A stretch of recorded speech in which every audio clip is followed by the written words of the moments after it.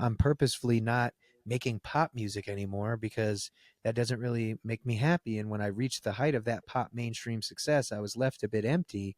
And I think finding your purpose is really important, but I had found mine so young that by the time I finally hit the goal and reached that goal of like essentially everything a musician could dream to attain, there was nothing left. And so that's where we talk about that sense of self-worth and not equating that to your work.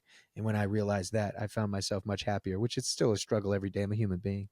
You said something, you talked about, I had my purpose until I achieved my goal. That's a common misperception where people confuse purpose and goals. Like my purpose was to become a pop star. My purpose was to have a number one hit, but those aren't purposes. Those are simply goals. And you can't achieve a purpose. You can advance towards it. You can build upon it. You can live it, but you can't achieve a purpose. Wow. That's exactly how I feel. Like that's what I had gone through.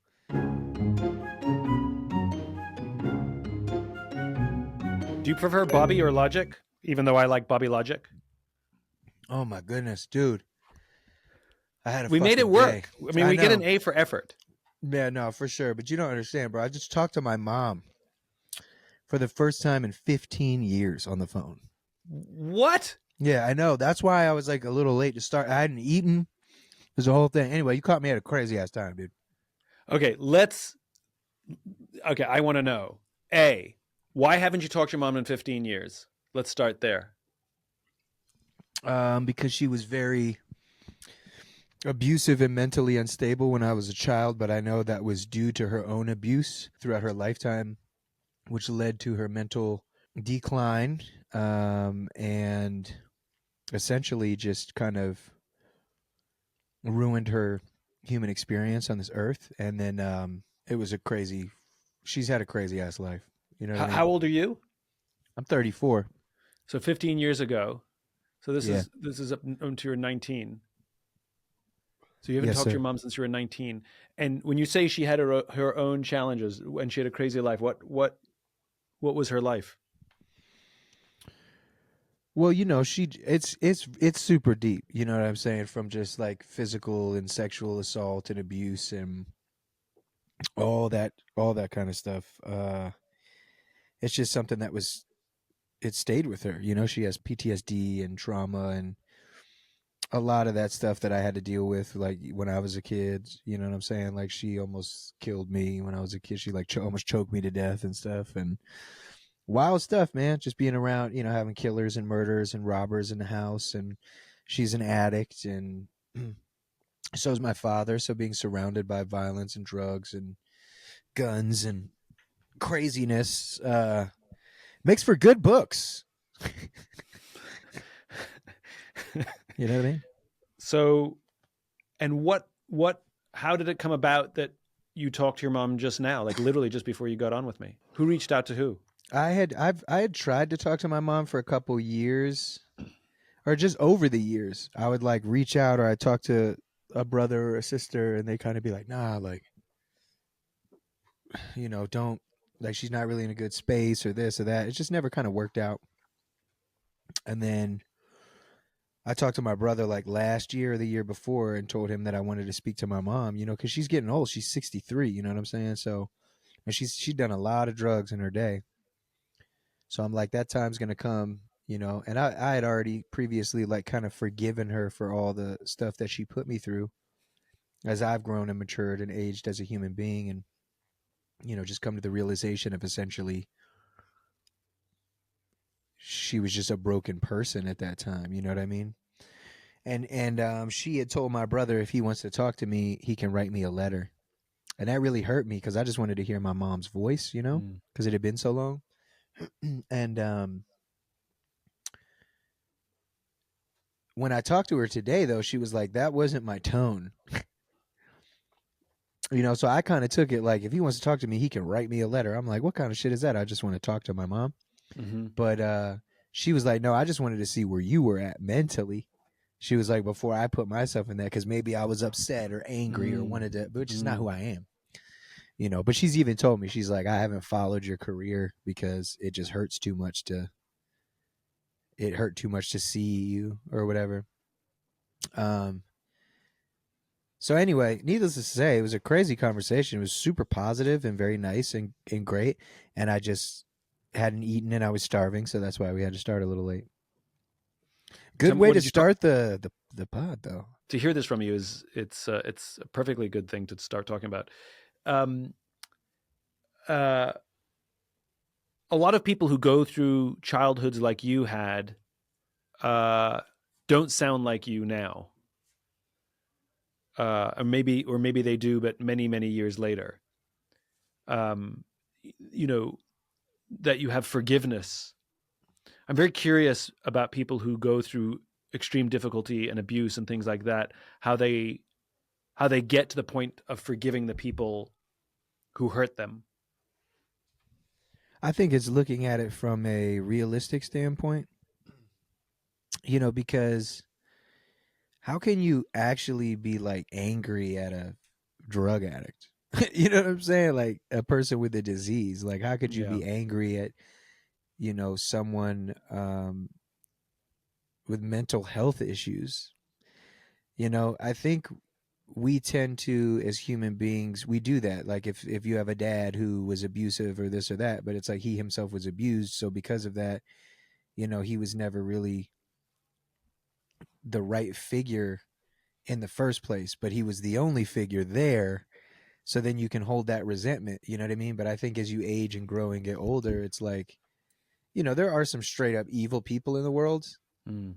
That's not really who I'm talking about here. You know what I mean? I'm talking about Mm. people who leave their families or spend all their money or use them for money because of a drug addiction or this or that. Like it's actually different. Is it messed up? Of course it's terrible. My dad stole my social security card because we have the same name. My name is Sir Robert Bryson Hall II. His name is Robert Bryson Hall, and it's like when I was 10 he ruined my credit. So it's like there's things like that, or I could step back and be like, yo, he was like living for an addiction. So as an adult, I can put myself in that position, in that situation, and kind of find solace in the fact that it wasn't a man trying to take advantage of some child. It was a man who was internally broken, um, and essentially the only thing that could free him from such purgatory was the substance in which he was trying to escape through. So when you see it that way, Yeah. forgiveness isn't that hard. Yeah, but you're looking at it as if you're a third party, right? Because, and this is what I'm curious about, which is, though that is all true, you also were forced to live a more difficult life and suffered as a result of their disease. So, for example, your credit was ruined by the age of 10. So, when you're at an age where you actually need credit and you've got none through no fault of your own, you had to fix your credit yourself, or you had to overcome the challenges of not having parents who are there for you. And all of those things you still had to overcome. And so, how do you go from, and I have to believe at some point in your life you felt a little bit like a victim, like they did this to me, or I have to do this because of them, or I'm suffering more because of them. Like at what point or what happened that the conversion happened?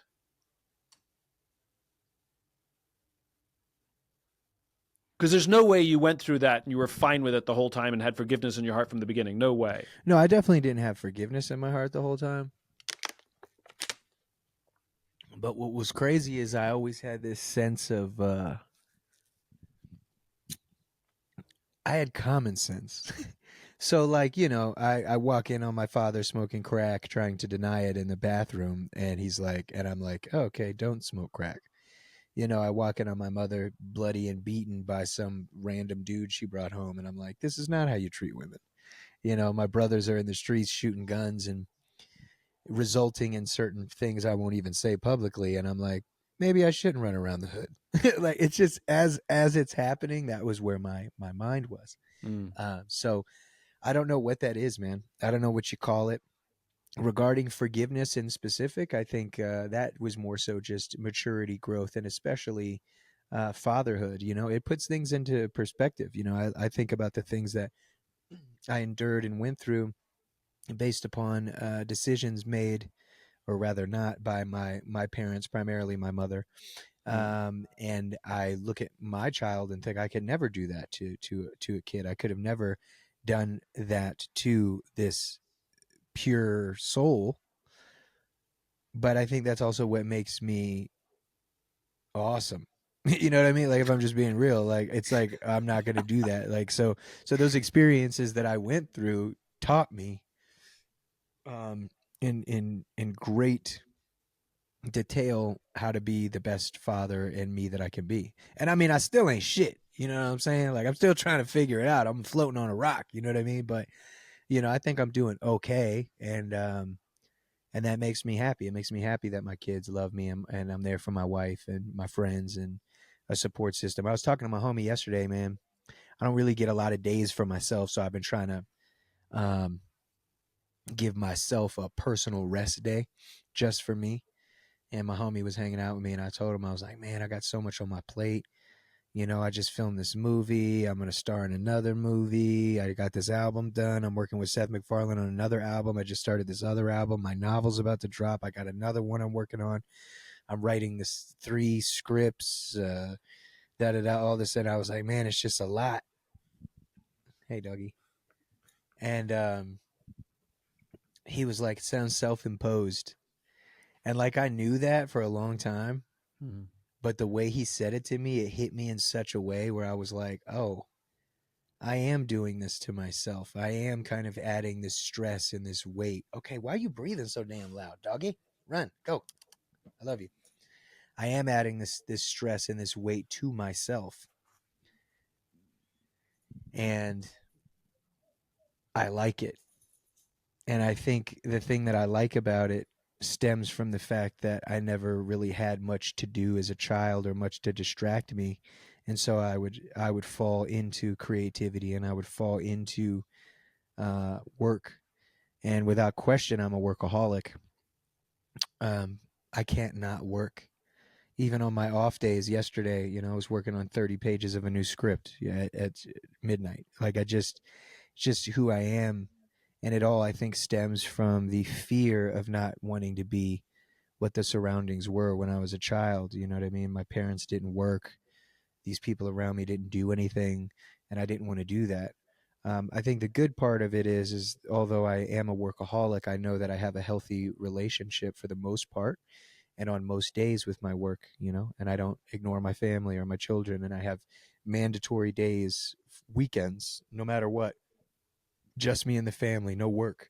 Date nights set every week for me and my wife to go out and, have some fun romance. And this shit is important, man. It's crazy. Sorry, I know I'm going off on a bit of a tangent, No, darling. you're it's such a what I so appreciate is there are people who, let me ask the question, I'll come at it differently, which is how much of your identity is tied to your work?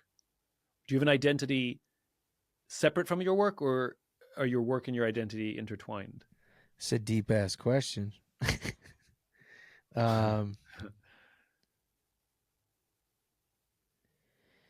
my identity is separate from my work, without question. But and the reason I ask is a lot of workaholics, Mm-hmm.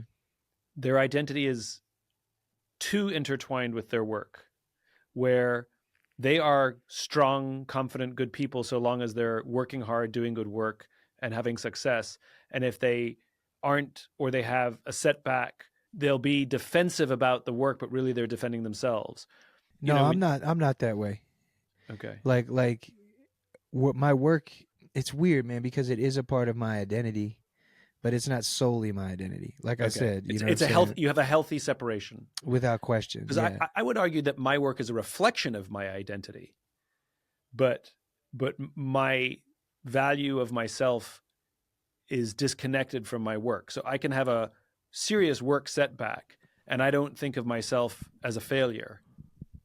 I didn't do that until a couple of years ago, because my work was my story, my life, my this, my that. So it's like if I put out an album and it's received negatively, or a song, or people on the internet or whatever, that would affect my actual everyday. Like, it would affect me and my sense of self-worth, or lack thereof, or feeling, regarding enough, good enough, cool enough, black enough, this enough, that enough, like whatever.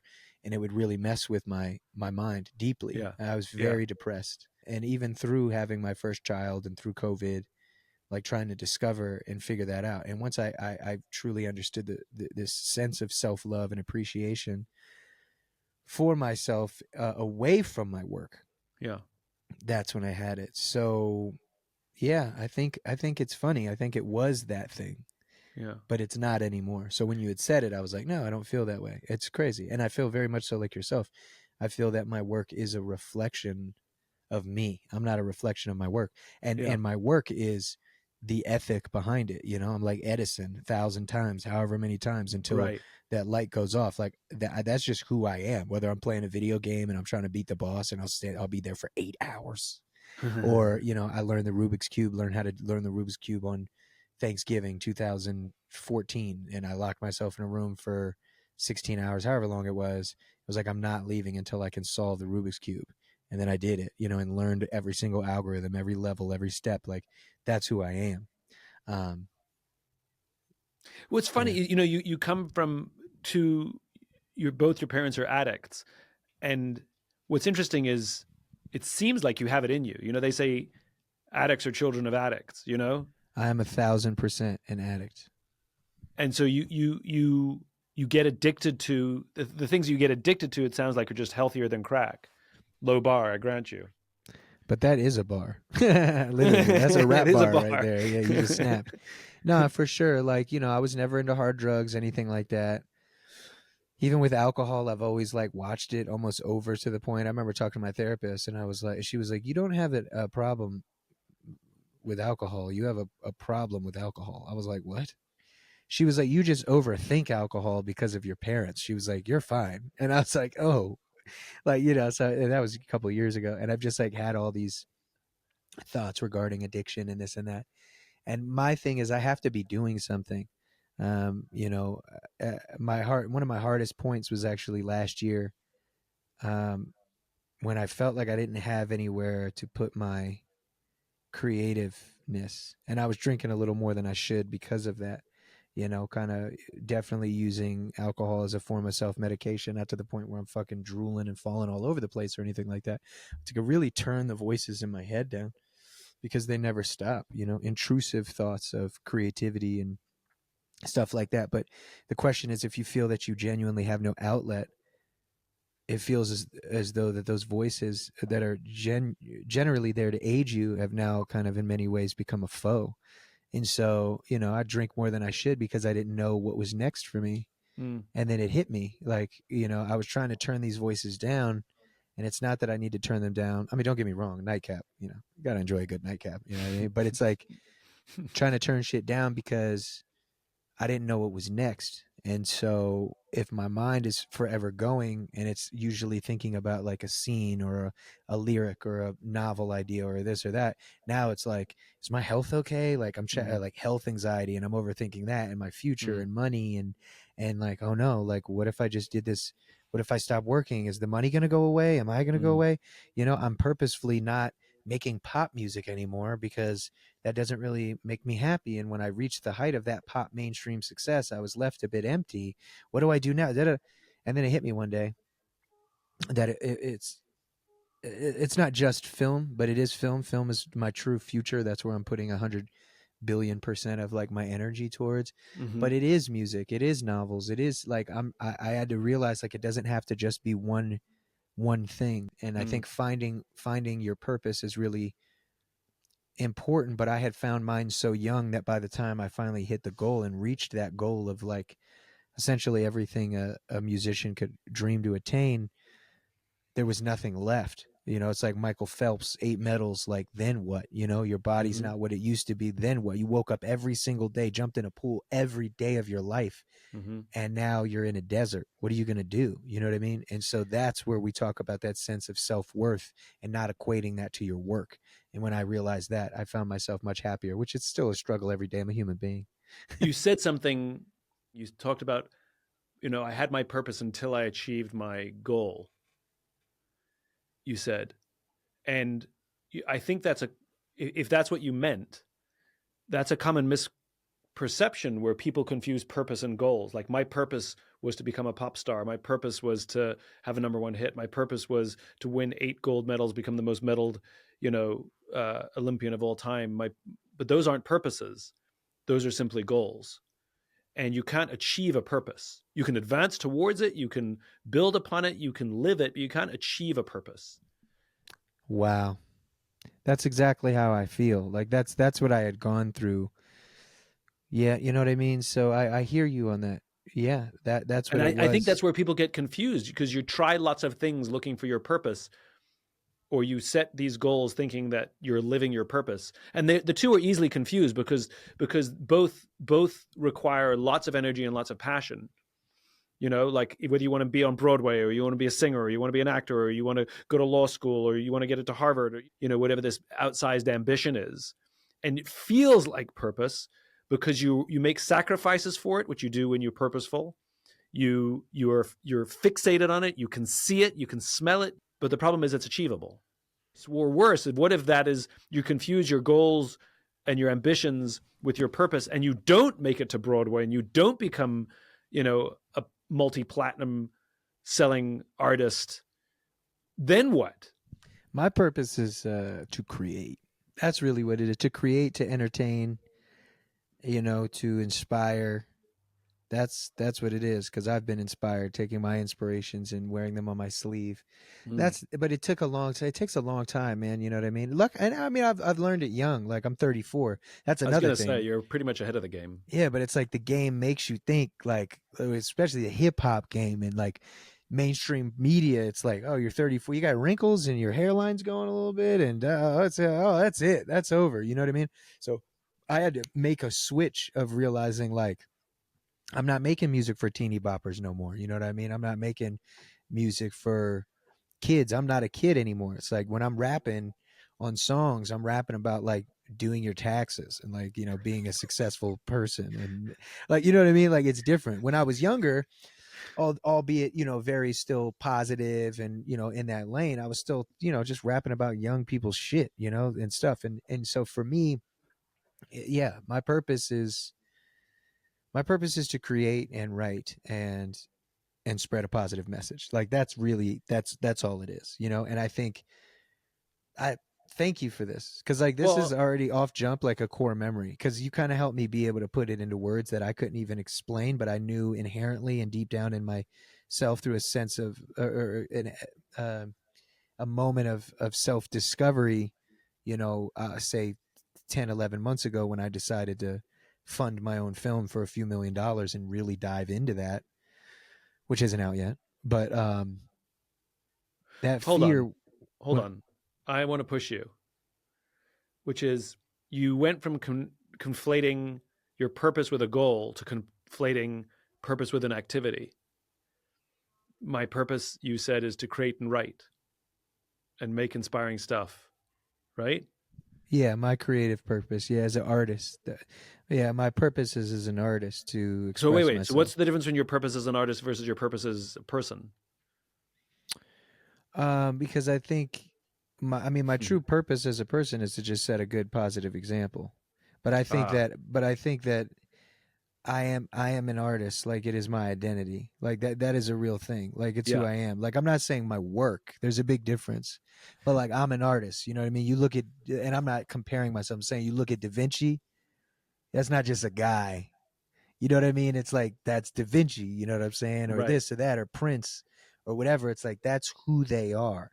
And Yeah, like yeah. I am a writer. Like if you I take understand. yeah, if you take writing and creativity away from me, I don't think I could. They're core to your identity. Yeah, it's like the thing that is the most important in my life is my children and my wife. Like that's the Mm-hmm. most important thing to me. But if you took away creativity and time from myself to be able to create my own worlds, I'd be no good to them, Mm. because I wouldn't be happy. It's like the mask at the bottom of the ocean or on an airplane. Like there has to be that thing that selfishly gives me purpose. Mm. And to me, that's what it is. It's to create, and as you said, a goal, man, that's really cool to be able to really differentiate between the two, and wow, thank you. Cause it's really cool the way you put it. Cause I'm at this place in my life, this juncture where I'm like really trying to figure out a lot about myself in a good way, you know, and I'm Mm-hmm. doing it. I'm seeing it. I was really locked off for a long time of like not knowing what was next. Mm-hmm. And I think those were goals because it's Mm-hmm. like no matter what, the whole time I'm still doing that thing, which is writing or Mm-hmm. creating, singing, rapping, acting. Like I love that. And the main key component there is a message, Tell you me, know. tell me a project you've been a part of, something you've made, something you've written, something you've sung about, a song. I don't care. Um, it doesn't even have to have been commercially successful. And if all of your projects were like this one, you'd be the happiest person alive. Honestly, it would be the film I just made. I never felt anything like that in my life. It Okay. was the greatest experience ever because it wasn't just me in a room alone with 4 guys for 10 months. It was me and 80 people, and I'm at the head of this, and they're all kind, and they all understand the tone of the film and what we're trying to say, and what we're trying to do, make people laugh, but also think, and this and that. It was the craziest experience. I was scared and nervous because it was new and exciting, and yeah, it was. I mean, just to wake up every day and be surrounded by dozens and dozens of people all there for what I'm trying to do in from my head, and they care, was the craziest experience for me on anything, Yeah. over music, over everything. So, you've done some amazing things in your career. I mean, the song Thanks, you dude. wrote about the suicide hotline, you know, that was remarkable, and it had a massive and positive impact in the lives of people. And yet, you choose to tell me about the film and not that song. What was it Oh, about? but that's selfish. You said what's the greatest thing that I loved more than anything that I could do over and over and over again. Right, right. But that's what I want to push. Selfishly, yeah, it's the What film. specifically was it about making this film that was so different than all the other remarkable things that you've worked on?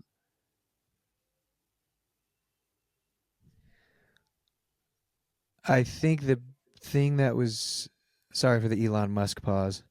I think the thing that was it was different. It was like letting me know that I don't have to just do that thing, and that even though I might make a bunch of money if I just did that thing over and over and over again, it wasn't fulfilling. And to know that I was absolutely terrified, like every day. Hmm. I mean, in millions and millions of my own dollars in this film, that if something went wrong, and a lot of things went wrong, Hmm. but I made it work. But if something devastating happened, it's like this dream, this thing could not be there. So what was it? It's that it was since I was a little boy making Jim Carrey faces in the mirror, wanting to star in a film, and this and that and da, da, da. And then you get on set and you realize how like it just becomes so much less about the vanity of it. It's weird. It's like, whoa, this is an ecosystem of something I've never been a part of, and deep in my heart and soul always knew I could crush. And I'd go to auditions and they're like, nope. And I'd go to auditions and they're like, nope. And I'd go to studios and be like, check out this script, and they're like, eh. And I go over here and I'm like, please, please, please. And then I sit down with Kevin Smith, and Kevin Smith was like, just make it yourself, fuck them, just do it. And I'm like, easy for you to say. You know what I mean? He's like, just do it. I mean, it was a beautiful experience because it was unlike anything I'd ever done in my life. You know what I mean? I've made music since I was like 11. You know what I mean? So stepping into this new space and seeing that, I mean, don't get me wrong, same with novels. You know, I can describe myself in a different way, but you know what it really is? I think what's so beautiful about the film is that there's so many messages in this film that I've talked about in my music for so many years, but it's crazy when you can show someone instead Hmm. of telling them. Hmm. And in my music, I've just been telling them. But with Hmm. this film, I was able to show them. And another thing that's crazy is, especially in today's day and age with how we consume media, there's people literally on the internet like, oh, I don't like Drake. I don't listen to Drake. That's just how they feel. Like no matter what Drake does, they're not even going to listen to it or pay attention because they have a predisposed notion of whatever it is that they just don't like this person. pretty much everybody's going to watch a movie. Like if you're into a specific type of a genre of movie, Mm, even if mm, you don't like Brad Pitt, but mm, some crazy movie comes out that everybody's talking about, you'll watch it. And guess what? Even if you don't like him and he crushes it, you'll be like, yeah, he did good. He did okay. mm, Like mm, it's a different space, and it's a visual space that I don't think I've ever been able to mm. partake in, and I'm glad I could. Sorry, very long-winded, but No, no, no, I'm on no. It's I'm on a fine. journey of self-discovery. So you're asking questions that are really making me think, man. Tell me an early, specific, happy childhood memory. Going on a Easter egg hunt with my mom. I was probably about 3.5. Okay, what do you remember? I remember walking in this park by our apartment complex, picking up Easter eggs by a creek, and then getting a turtle. I found a turtle, and she let me bring it home because I was like, I have to bring this turtle home.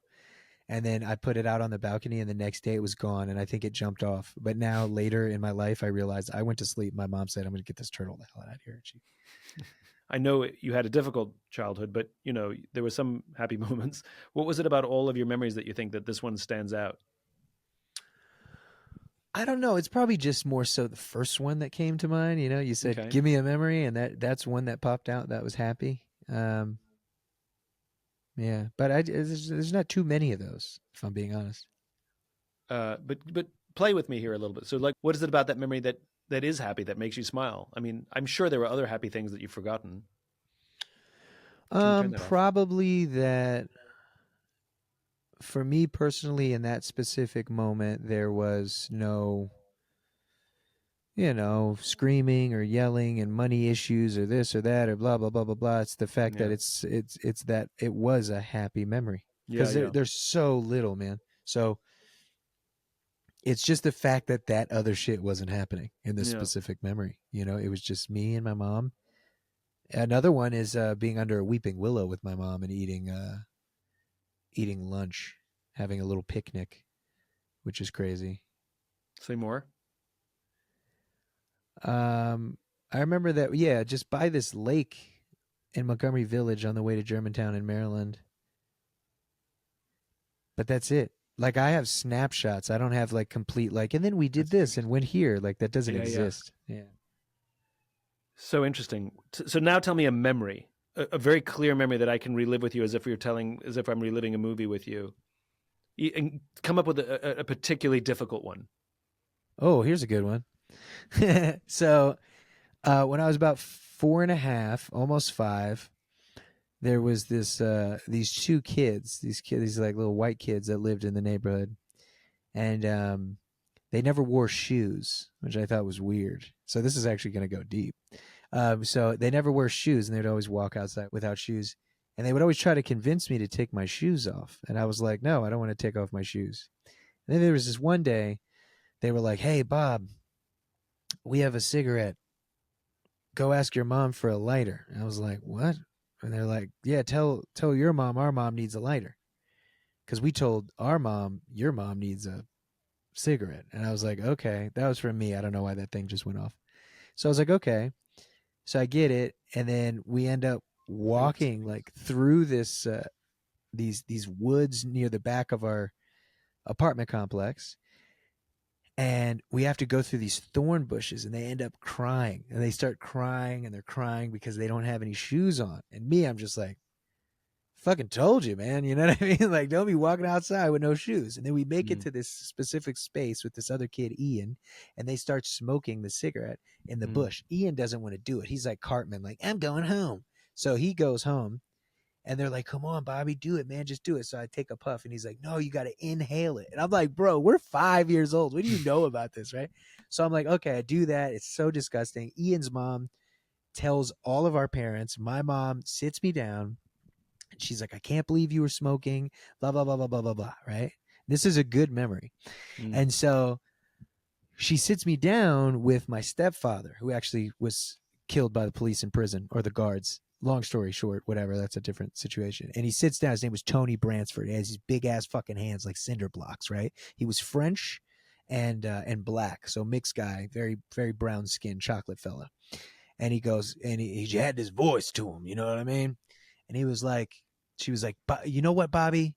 So you know that I'm not messing around. Tony's going to take you in your room and give you a whooping. Don't you ever do this again. So he takes me into the room and I'm crying already. I'm terrified. You know, this guy is like the kingpin from Spider-Man. Like, I'm like freaked out, right? And he comes in, he goes, damn it, Bobby. And he slams the door and he turns around and he goes, listen, when I was your age, my dad, he used to beat up my brothers and sisters and my mom, and he would beat me up really, really bad. And I always promised that I'd never put my hands on a child. And I was like, okay. And he goes, but we got to make your mom think I'm kicking your ass in here, okay? And he goes, so just pretend like I'm beating you.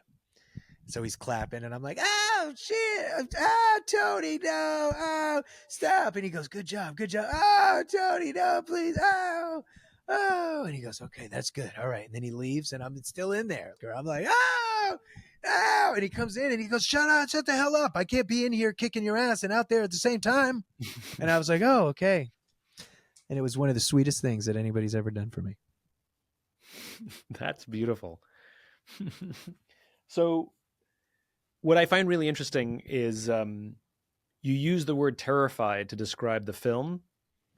You use the word terrified to describe what you're going into with Tony.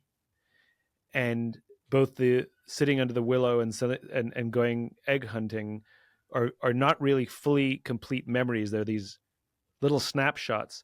But the only thing that those snapshots give you value is there were moments when life was okay. There was an interruption, you said, to the screaming, the yelling, the violence, dare I say the terror, right? And so I wonder if, that this idea of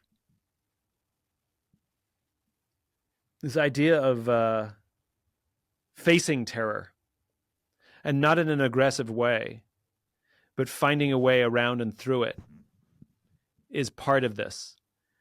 That you have a weird relationship with terror.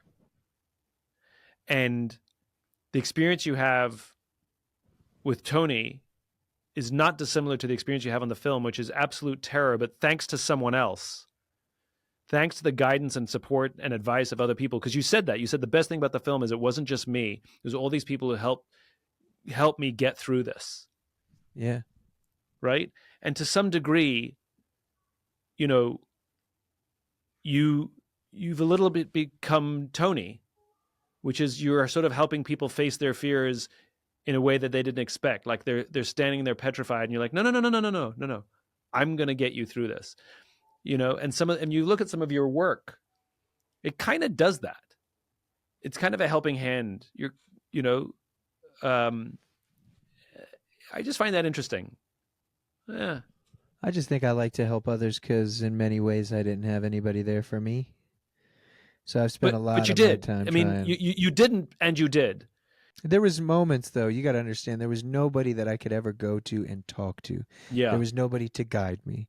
Yeah. There was but I hear you. I'm not sure, by no means. No, I'm just thinking out loud. I'm thinking out loud with you. Like, I never had a person there, like, in my life, So I think as they would be specks, of like a good person would enter, but not for a season, barely for 2 days of a year, if you will, in this metaphor I'm trying to use. And I would keep these little things from them. And so, I've spent millions of dollars taking care of other people, and supporting people and their families and this and that and all that other stuff. And that's great.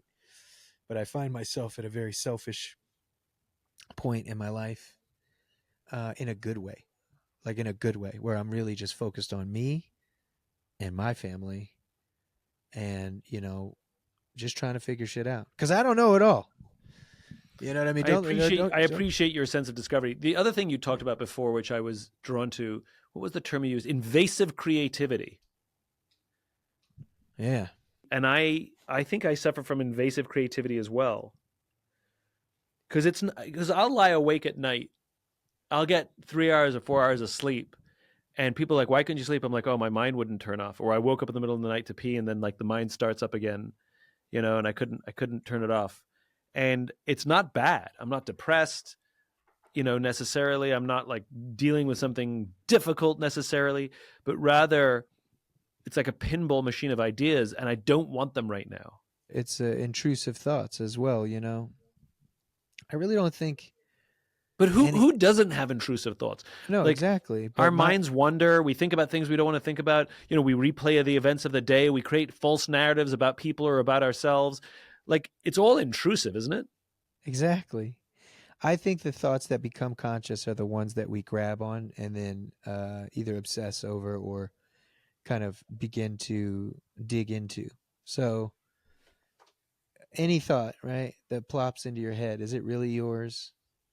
You know what I'm saying? It's like when the apple fell on Benjamin Franklin's head or whoever the hell it was. Like, Isaac Newton. yeah, exactly. Benjamin Franklin was the one with the electricity, Yeah, yeah. One of them the key. motherfuckers. Anyway, so that's like, it's like, is it really like, oh man, an apple hit me, and then da da da, and it's like maybe, yeah, sure, but it's like that thought hit him, and that's how I feel all of our thoughts are. They're like apples falling, and then it's up to us to take it. Think about how many great ideas you probably forgotten. So many times I wake up in the middle of the night and I have gnarly dreams, and I'll like wake up from the most intense, vivid, I know every detail, and I go pee, and then I come back in bed and completely forgot it. So it's like, think about how many things that enter our mind almost unconsciously that we don't actually grab onto. It's a gnarly thing, but creatively, that's how my mind works. But it'll be like, oh, okay, I'm at a gas station. Like, what if this guy like took out a gun, and then I like John Wick like flipped around and then took the gun and like shot him in the foot, and then we got in this crazy fight that I like stabbed him with a pen, and then I'm like, what the hell? And I'm just trying to buy a can of Coke. I'm like, where the hell did that? What was that? But it's like, then I'm like, that'd be kind of crazy. I should write that down and put it in a book, or do this or that or whatever the case may be. Do you carry a notebook? Do you write things down? My app, like Yeah. notes. I just do notes. It's in my And phone. you do It's it easy, constantly. It's filled up with random nonsense. bro. I have tens of thousands of notes. Like, it's not even a joke. One of the things that I think that I wish more people would do, because I agree with you. A lot of us, we're all creative in some way, shape, or form, and we forget more ideas than we can remember. Is to carry a device or a notebook at all times and write them down. And the thing is, they don't have to even go back and read them. Sometimes the act of writing it down reinforces it and makes it play a role later on. The number of times I've gone back and read my notebooks, I carry a notebook in my back pocket. The number of times I've gone back and read my notebooks, and I realize that the thoughts have reoccurred in other shapes and forms, and I'm not sure they would have if I didn't write it down.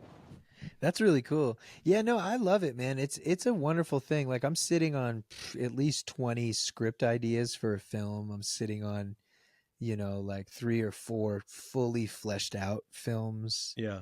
That aren't in script form yet. I'll come up with ideas for lines. I could even go through my shit right now. What do I got? Let's see. I have so many notes. It's like actually ridiculous. So yeah, here it is. Oh no, I can't give away some of these ideas. They're actually really good. I don't want anybody to steal my shit. Let's go into lines. So I have different lines that I'll just come up with.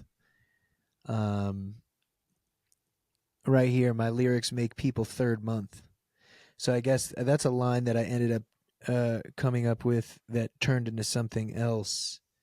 So here, let me see. Give me one moment. I'll explain. Yeah, this is actually one of my favorite lines I've ever written. Engaging in bullshit, I want no parts. Rapping in my jeans ain't no starch. I could rhyme without rhyming and still make the people third month. So March, right? You know what I mean? Which is cool. And then I go 5th month, I continue to ensue, cut you like Ginsu. You don't know the shit that I've been through. So that's like, may I continue? Just these little lines. And I'll write those. I'll go on and on and on. Some of them live. Some of them don't. Let me just see if there's anyone. Let me give him one more. Let's see. Oh, damn. These are like whole things. Here's one. I stay with a pocket of duck mouths. That's fire. Bills. Like, basically, I was, just some rapping braggadocious shit. But I stay with a pocket of duck mouths. That's pretty cool. I've never heard that. It's like reverse rhyming slang. Yeah, it's fun. You are very inspiring. I have to say, this is the first time you and I have met, You're And inspiring, dude. You just had me rethinking what it means between purpose and goals and shit. I'm like, yo, this is, that's one thing. Not to interrupt, I apologize. But like, man, do I love learning. So thank you because, you know, meeting people like you is very special. I am a student. I don't know it all. What I do know, I'll be quick to let you know I know it. But you got a lot of really wonderful gems. So I just want to say thank you, man, because I'm all ears. I'm hearing you, dude. thank you. I appreciate that.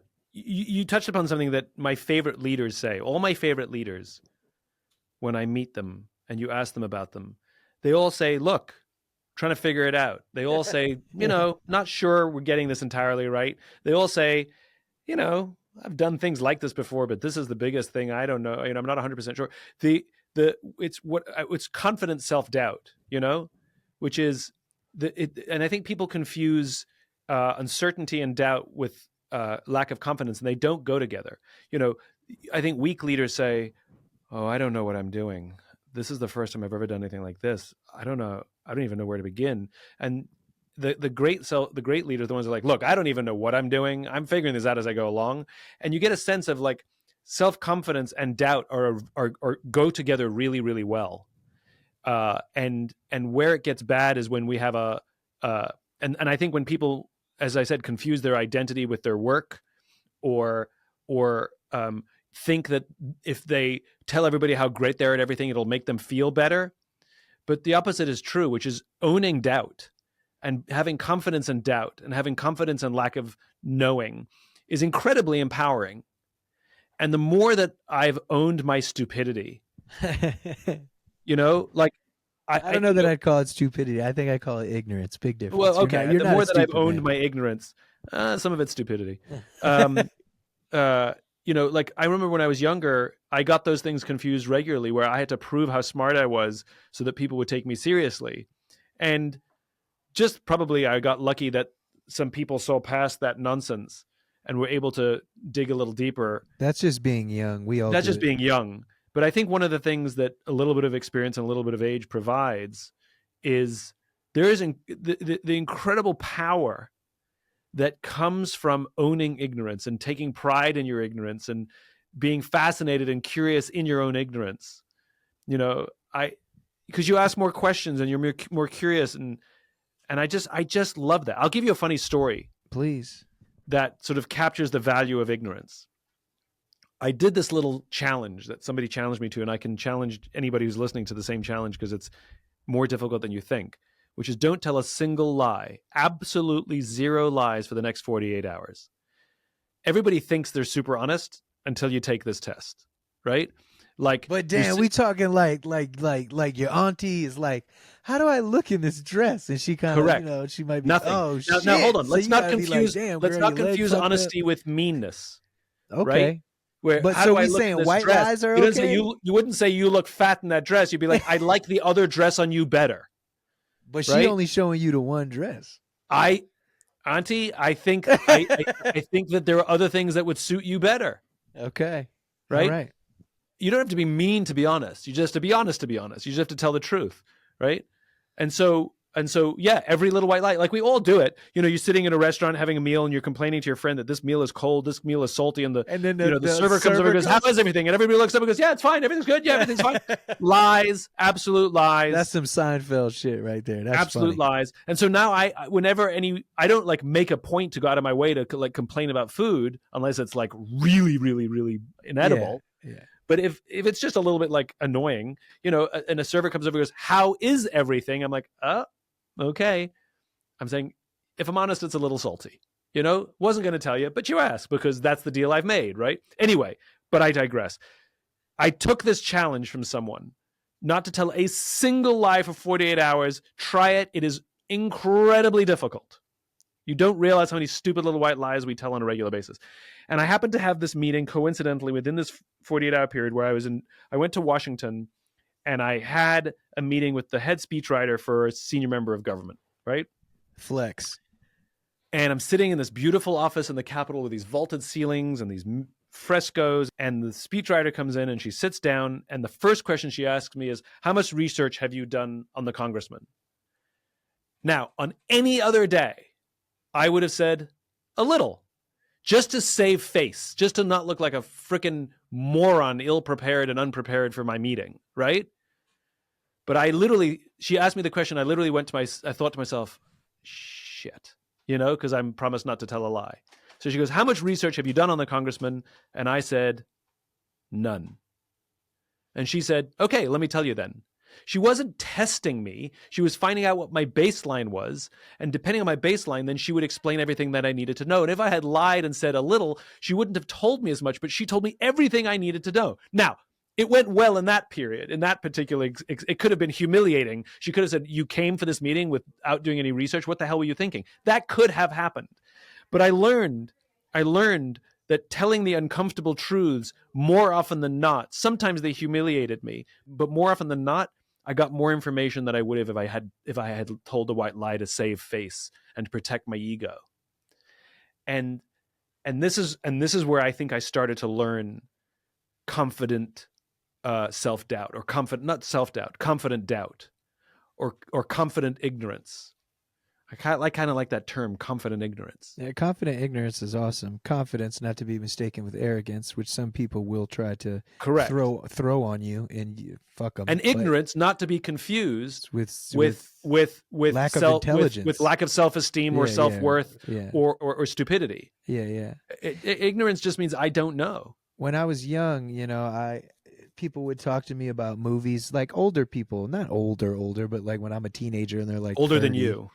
Yeah, and they're like, or even other kids, like, oh man, you heard that new song, blah, blah, blah, blah, blah, blah, blah. When they said these lyrics? And I'd be like, yeah. Because if you go, no, I haven't heard it, they'd be like, what? You ain't heard that? Oh man. Like, or you seen that movie? No. Oh, you ain't seen that movie. Like, they kind of make you feel a certain way. And I think that's mainly people looking for power, looking for their own sense of self-worth, of like, oh, I know this thing you don't know. Yeah. But I think a great teacher is excited to find out that you don't know something, so that they can tell you. And also, I think it takes a great student to be honest and say something when they don't know. So I can't tell you, and I'm talking idols. Like, I'll be around, like I'm having a drink at Seth MacFarlane's house, and he's like, let me tell you, you know that song by Billie Holiday, right? And he's like, the little jingle that goes da da da da whatever. And I'm like, nah. And he's like, really? And then he'll tell me about it, and like, that's exciting. That's what's fun. Exactly. And even going to my film, like, I was terrified. Like, I remember sitting down with my first AD, assistant director, my like right hand, right? His name's Kevin Brown. Fantastic guy. There's that word again, by the way, terrified. Just go on. And we were in, I was thinking about doing an album called Terrified, full of like a bunch of types of music that I've like never done before, because it really scares me. Yeah. Anyway, so no, I get that. So I remember we're like days away from filming, and we're doing shot listing. I'm doing that with my DP, Kevin Fletcher, all this other stuff. And I asked KB, I say, how do you shoot a scene?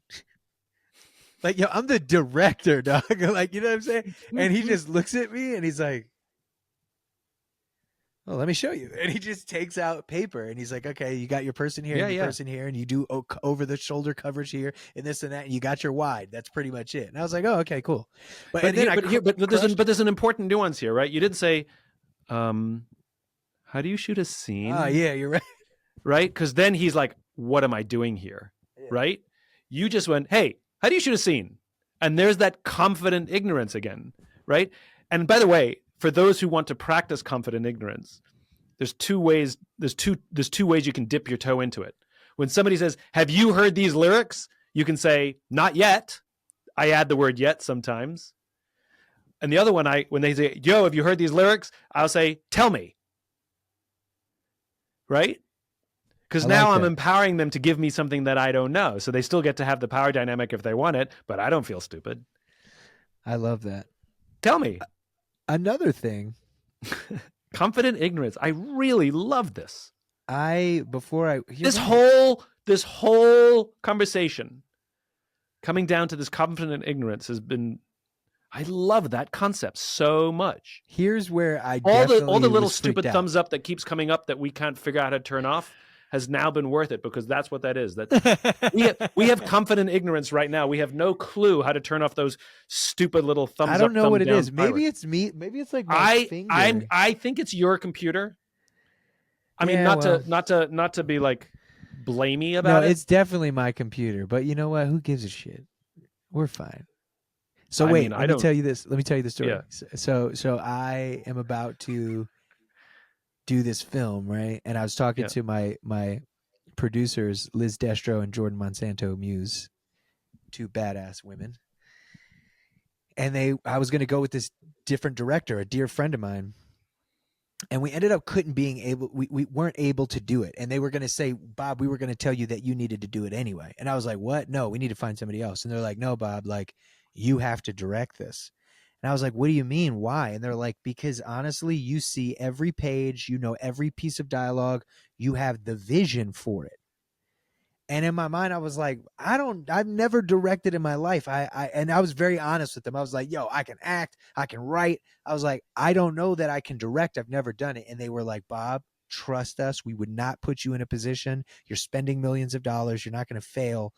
You can do this. And I was like, all right, if you really think I can do it, all right, fuck it, I'll do it. And then as soon as I got into pre-production, all I realized directing is just having vision. And I've been like, yo, I've been directing for 15 years in the studio with people, telling people, taking what's in my head, talking to someone who can destroy the guitar and going, okay, you know, when you go boom, boom, boom, boom, boom, can you actually go boom, boom, boom, boom differently and kind of slide it? And they're like, oh yeah, you want me to take the eighth note down, blah, blah, blah. And they're like saying all this jargon. I'm like, yeah, I don't know what the hell you just said. But if you can give me what I just asked for, then we can do that. And it's about, you know, bringing in these people that are masters of their own craft. I'm not a dancer, but I tried my hand at choreography because I like watching dance and I know what's good and I know what's bad. I just got to know now, what kind of dance was it? This is modern dance. Modern dance. So like jazz hand vibes? No, that's like jazz. This is modern. What the hell is modern dance? Okay, I'll take you to a performance one day and I'll show you. Let's do that. You can Google Pina Bausch or Anna Teresa von Kiersmacher. See, man, you just sound smart. You be making me feel like, damn, I'm like, this dude's smart. It's just, I know you can say the names of people that you like in the arts that you like, and you'll sound smarter than me. I like dance. I love it. Okay, please continue. So anyway, I decided to Tammy Stronach, she's pretty awesome. Anyway, I decided to try choreography because I know what's good and I know what's bad, but I have no facility or technical capability whatsoever. So I did what you did. I cheated. I hired two dancers who are really, really good. And I said, this is what I imagine. Can you make it do that? You know? And they did something. I went, no, not that. Lift your arm higher. This is the thing. And then I came up with the scene. I was like, so this is the emotion that I'm trying to do. It's like this. And I explained the emotion. I explained the relationship between the couple. And they heard it and they got it. And within a few minutes, we choreographed a very simple but really good short little piece that was visually incredibly appealing. And the greatest compliment I got was they liked it too. Oh, wow. That's awesome. And to your point, I have no facility. I can't tell them technically what to do. I just know it when I'll see it. And I think to your point about vision, which is vision lives in our imagination, and I can see it, but nobody else can see it. But if I can take words on a page, movements from a dancer or visuals on a painting, and I can help, and somebody can help me do the thing until it matches the thing that I can see, then I think I've created something worth creating. But I think many of us hold ourselves back because we have the vision, but we don't have the facility, so we just don't do it. And when you say facility, what do you mean? Like you said, like the guitarist is like, oh, I'll move my B7 to this, and you're like, what have you said? Like you don't have the technical understanding of the chords of the guitar. Yeah. You just need it to go. You just need it to do that slide, right? And over the years, you've learned some of those technical terms and you've learned what they mean. And so you can talk in short. When you understand the technical terms, it's a little more efficient because you can talk in shorthand. Like, Yeah, I it's need you the to language. move. I need you to move the slide from B7 to B5. It's like, God, I'll do it. But the point is that's just language. That's just vocabulary that helps you operate more efficiently. But if somebody hasn't taught you the technical stuff, if you don't have the technical ability, it doesn't mean you can't create. As long as you can see something that you want created, somebody else can help you make it if you ask for help. Yeah, but that's what was fun working with my DP, because he was like, he literally said to me, just like these dancers said to you, he goes, I've worked with a lot of directors in my 56 years, and he goes, I've never worked with someone who had as much vision as you. And when he said that to me, it like almost made me want to cry, because I was Right. like, whoa. And what I'm really realizing is I work in a very like avant-garde, kind of obtuse manner. You know what I mean? Where it's like, I don't give a shit what the studio does. I don't care what they say. This. I'm just like, man, this is what I'm doing. This is how I do it. And I think people find it refreshing. You know what I mean? That Of honesty. course. Because I'm going to be 1,000 with you, man. I think it might be fun to take that no lie challenge, but I'd be hella honest. I might not be honest about somebody's hairline. You know what I mean? Or something like that if they're a little. Well, look, no lies doesn't mean only a few lies when it suits you. Yeah. Again, you can be honest without being mean, but you should take the challenge. But Okay. going back to what you just said, I think what that director is responding to is, and I love that term again, which is the confident ignorance, which is what you expressed was confident ignorance. And so he got to use what he had because you expressed the fact that you didn't know and you needed his help. And that's what made a team, which is you have vision that he doesn't have, and he has capacity to help your vision come to life. And your confident ignorance made him valuable and made him great, versus other directors who probably don't have vision, but they want to show that they're as good a DP as the DP, which is not confident ignorance. It's just overconfidence or over leveraging It's really education. just ego, because now you're just fucking up the film. You know what I mean? Like confident ignorance and invasive creativity. I love it. Invasive creativity, I would argue, is the pejorative, is the downside, is the bad side of it. But is it? No, but is it? Invasive creativity. But is it? Because it's those intrusive thoughts that keep us up at night. But is it, or is that our superpower? I don't know. And it's merely like the tax. I love my pinball brain. People are like, what's it like to be in your brain? I was like, ever play pinball? Yeah. I love my brain. My brain is the source of creativity, but it's also the source of sleepless nights occasionally. And like sometimes I would like to turn it off. Mine's and like not because I hate it. I just want to go to sleep. What's the shit in? Sorry for all the thumbs up. At least they're thumbs upping and not downing. No, we had a bunch of thumbs down too, but that's okay. Oh, whatever. It's fine. What are those things where all the flights are on? What is that called? You go into an airport and it's like, oh yeah, like that flipboard. It's called a flipboard. That's what my head's like. That's what comes to mind visually. Yeah, that's a good one. Yeah. Shit's hey, Bobby, awesome, I could talk to you forever. I could talk to you forever, but yes, I get it. Well, no, if we keep talking, we have to rebrand it and make it a completely separate podcast. I was about to say that, man. Hit me up. What's up? I'll do that all day. Fun. Let's get this money. No, I'm just kidding. A real pleasure meeting you. You've taught me a lot. You taught me a lot. And thanks for just being so open and so confidently ignorant. It's such a magical thing. That's such a cool thing. I think I'm going to start saying that. Thank you for having me on the show. I had a wonderful time. You're very cool and nice. And shout out everybody behind the scenes that's helping you out. Thank you to everybody listening who stayed and wanted to hear little old me's story. Appreciate it. And hopefully you'll have me back, and I'm here anytime you need it. And feel free to like just grab my number from my managers or whatever, just so we're in touch. If I would love anything. that. You just need a glass of milk. You want to borrow some sugar? I got you. Thank you, man. Appreciate it. Likewise, the feeling's mutual. All right, cool. Peace out. If you enjoyed this podcast and would like to hear more, please subscribe wherever you like to listen to podcasts. And if you'd like even more optimism, check out my website, simonsinek.com, for classes, videos, and more. Until then, take care of yourself, take care of each other.